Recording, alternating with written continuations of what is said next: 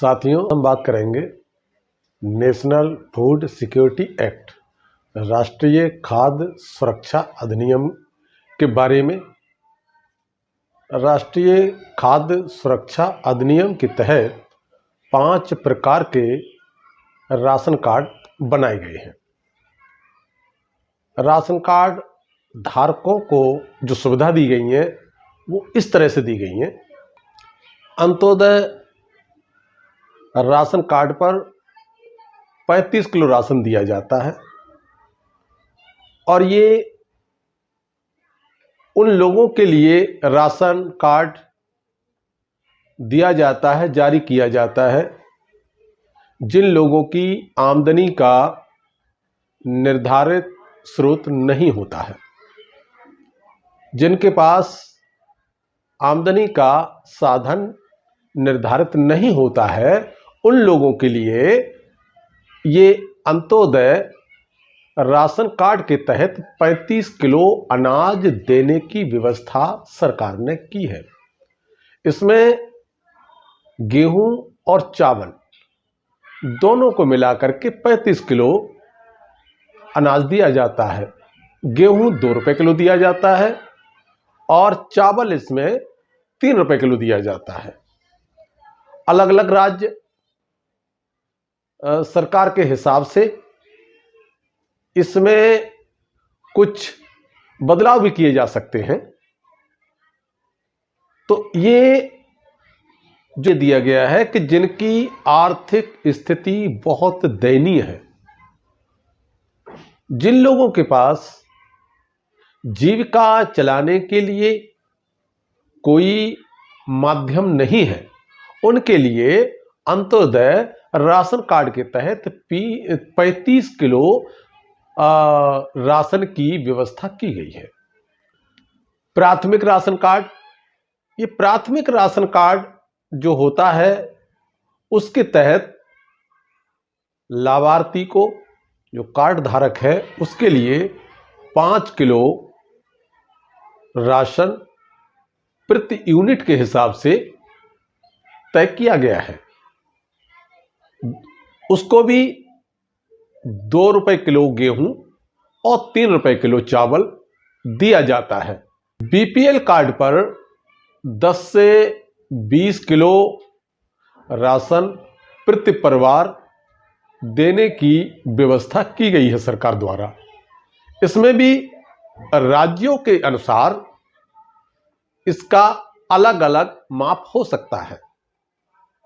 कुछ राज्य सरकारें इसको कम ज्यादा भी कर सकती हैं या करती हैं। तो इसमें भी 10 किलो से लेकर के 20 किलो तक राशन लाभार्थी को, जो कार्ड धारक है, उसको दिया जाता है।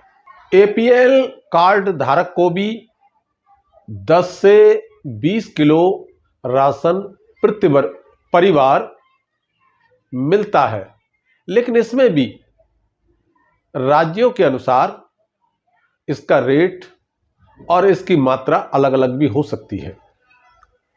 वैसे तो अमूमन 2 रुपए किलो गेहूं और 3 रुपए किलो चावल देने की इसमें व्यवस्था है। इसका जो रेट है, इसकी जो मात्रा है, वो इतनी है। लेकिन फिर भी राज्यों के अनुसार कुछ राज्य इसको कम ज्यादा देते हैं, तो उनके हिसाब से, राज्यों के हिसाब से इनके लिए कुछ मात्रा या फिर इनकी दर अलग अलग भी हो सकती है। अन्नपूर्णा राशन कार्ड, इस राशन कार्ड धारक को 10 किलो राशन मिलता है, लेकिन इस कार्ड धारक की आयु 65 वर्ष से ऊपर होनी चाहिए। ये उन्हीं लोगों को कार्ड जारी किया जाता है जो लोग उनके मानक में आते हैं। इस तरह से जो 65 साल से ऊपर के लोग हैं, उनके लिए ये कार्ड जारी किया जाता है और उनके लिए जो 10 किलो राशन की जो व्यवस्था है, वो 10 किलो राशन उनको दिया जाता है। इस कार्ड के माध्यम से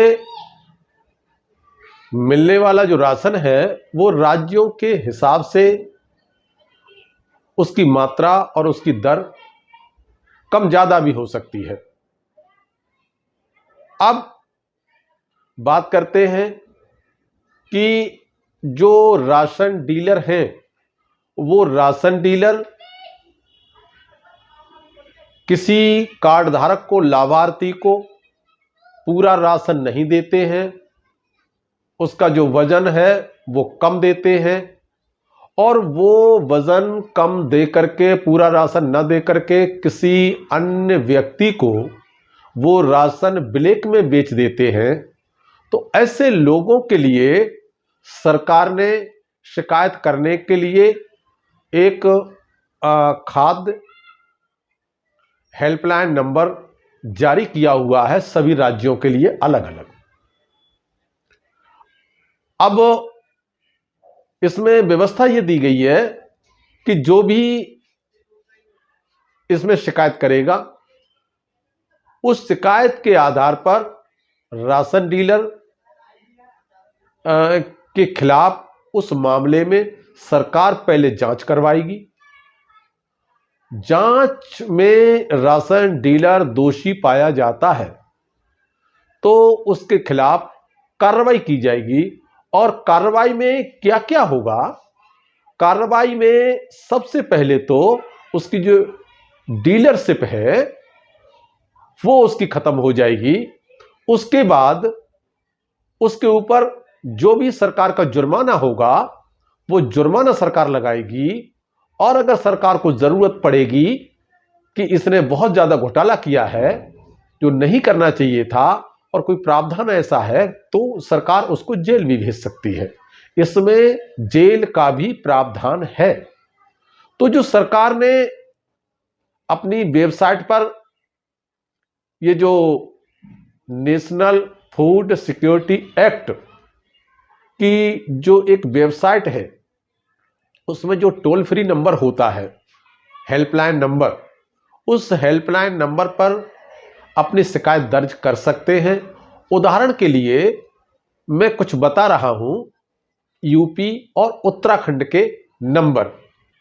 यूपी हेल्पलाइन नंबर 18000180000150। इस नंबर पर कोई भी व्यक्ति जिसके साथ गलत हुआ है वो शिकायत दर्ज कर सकता है। अब उत्तराखंड का जो नंबर है 1800180200।